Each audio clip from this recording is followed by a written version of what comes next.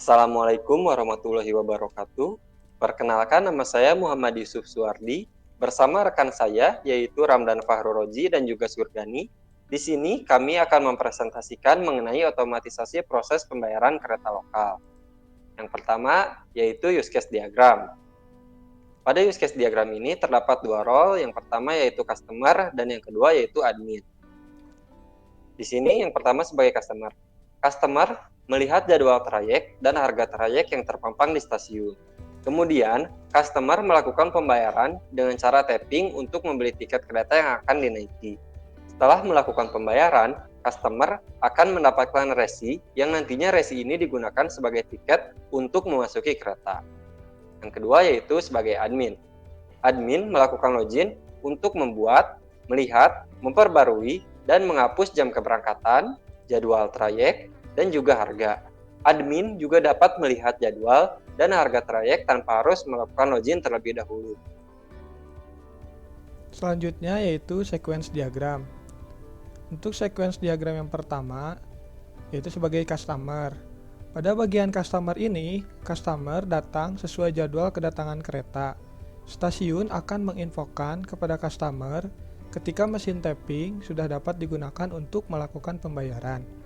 Lalu, customer akan melakukan tapping e-money di mesin tapping untuk melakukan pembayaran. Selanjutnya, sistem akan memproses pembayaran dan mencetak resi atau tanda bayar. Terakhir, customer akan mendapatkan resi atau tanda bayar yang nantinya resi ini akan digunakan sebagai tiket. Untuk sequence yang kedua, yaitu sebagai admin. Pada bagian admin ini, admin akan melakukan login. Jika login berhasil, admin akan bisa mengakses halaman menu. Sistem akan menampilkan list trayek yang tersedia beserta jadwalnya. Admin memilih trayek atau jadwal yang ingin dirubah. Lalu, sistem akan menampilkan detail dari trayek dan jadwal yang telah dipilih. Admin dapat melakukan perubahan data diantaranya yaitu nama trayek, jadwal trayek, dan harga trayek.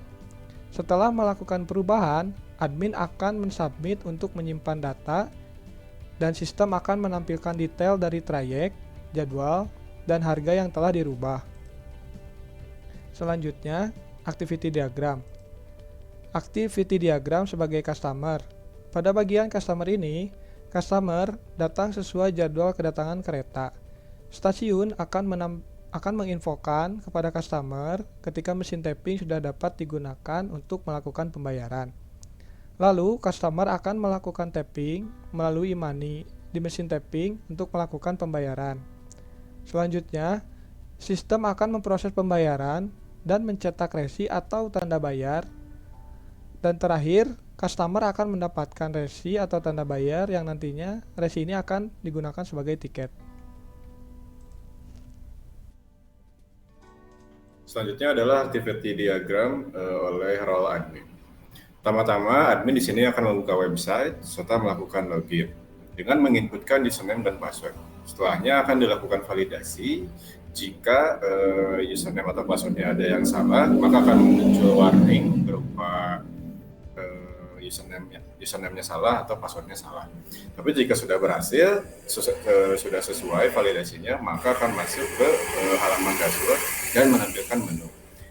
Menu yang ditampilkan antara lain adalah pengubahan jadwal trayek, pengubahan harga trayek, serta menambahkan trayek baru dan atau jadwal dan harganya. Setelah perubahan disimpan, maka sistem akan menyimpannya secara langsung di database. Selanjutnya yaitu step diagram. Yang pertama, step diagram oleh customer. Yaitu customer melakukan pembayaran dengan cara tapping untuk melakukan pemesanan tiket kereta. Apabila kartu e-money customer memiliki saldo yang cukup, maka customer akan menerima bukti pembayaran atau resi. Dan apabila saldo e-money customer tidak mencukupi, maka customer diharuskan melakukan top up kartu e-money-nya terlebih dahulu, hingga kemudian customer melakukan pembayaran ulang apabila saldo e-money-nya telah mencukupi. Selanjutnya, state diagram sebagai admin. admin melakukan login untuk dapat melakukan perubahan pada data-data yang dibutuhkan. Apabila login gagal, maka admin diharuskan melakukan login ulang. Apabila login telah sukses, maka admin dapat membuat, melihat, memperbarui, dan juga menghapus data-data yang ada pada jam keberangkatan, trayek, harga trayek, dan juga jadwal trayek. Ketika admin melakukan perubahan pada data yang tersedia, data tersebut akan langsung tersimpan di database.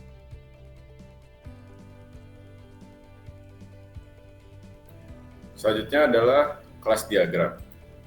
Pada kelas diagram sistem ini memiliki 3 entitas, yaitu admin, trayek, serta transaksi.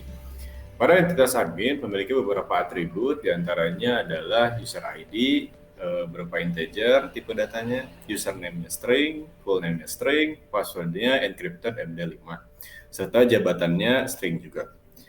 Pada entitas ini memiliki beberapa fungsi, yaitu create, read, update, dan delete pada trayek, serta bisa melakukan transaksi, serta bisa membaca atau read transaksi, tapi tidak bisa mengubah data-data pada transaksi. Pada entitas trayek memiliki beberapa atribut, yaitu trayek ID berupa primary key dengan tipe data integer, trayek name-nya string, jadwal keberangkatannya date, harganya integer.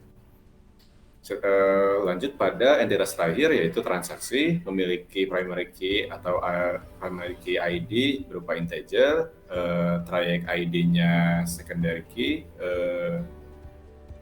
foreign key berupa integer ngambil dari yang trayek ID tadi, serta ada transaksi dengan tipe data date. Pada transaksi ini hanya bisa membuat, tidak bisa merubah atau mengedit transaksi. Selanjutnya adalah mockup aplikasi. Pada halaman mockup yang pertama, yaitu ada halaman login. Di sini terdapat 2 form dan juga 1 button. Untuk form yang pertama, user diharuskan untuk mengisi nick, dan form yang kedua, user diharuskan mengisi password dan melakukan login. Selanjutnya, pada halaman dashboard atau halaman home, di sini menampilkan jadwal kedatangan kereta lokal. Dan untuk stasiun Cimahi di sini, yaitu posisi user berada saat ini. Selanjutnya, untuk KRD Bandung Raya dan Patas Bandung Raya itu adalah nama trayek. Sedangkan untuk Padalarang Cicalengka dengan jam 16.04 ini itu adalah tujuan kereta atau tujuan kedatangan kereta tersebut. Selanjutnya yaitu page trayek. Di sini menampilkan kode trayek, nama trayek, tujuan trayek, dan juga harga dari trayek itu. Dan ketika admin akan melakukan perubahan pada data trayek ini, maka admin tinggal mengklik salah satu dari list trayek yang ada. Contohnya, nah ketika admin sudah melakukan klik di salah satu list yang tadi sudah diperlihatkan, maka akan muncul page untuk melakukan edit pada data trayek. Yang di sini akan dimunculkan yaitu nama trayek, kode trayek, tujuan trayek, dan juga harga trayek. Apabila data sudah diisi dengan benar, maka admin akan mengklik button simpan, yang kemudian data tersebut akan langsung tersimpan di database. Selanjutnya adalah page transaksi, di mana pada page ini menampilkan ID transaksi, nama kereta, tujuan, tanggal, dan waktu transaksi itu dibuat. Pada page ini, user tidak bisa merubah data apapun, hanya bisa melihat karena untuk menjaga keaslian histori dari transaksi yang pernah dilaksanakan. Lalu di sini ada overlay untuk logout. Di sini nama usernya. Setelah logout, kembali lagi ke halaman login page. Lalu ada satu page lagi di mana, page ini akan ditampilkan pada layar besar di stasiun untuk menginformasikan beberapa informasi seperti nama stasiunnya, yaitu stasiun Cimahi, sebelah kiri tanggal berapa, jamnya jam berapa, lalu kereta apa saja yang akan datang sebelum jam ini. Contohnya di sini adalah kereta KRD Bandung Raya, di mana tujuan Padalarang Cicalengka akan datang jam 16.04, sementara dari sebaliknya Cicalengka Padalarang akan datang pada jam 15.56. Begitu juga pada kereta Patas Bandung Raya, di mana kereta yang akan datang akan ditampilkan juga di situ. Cukup sekian presentasi dari kami. Mohon maaf apabila masih ada kekurangan. Wassalamualaikum warahmatullahi wabarakatuh.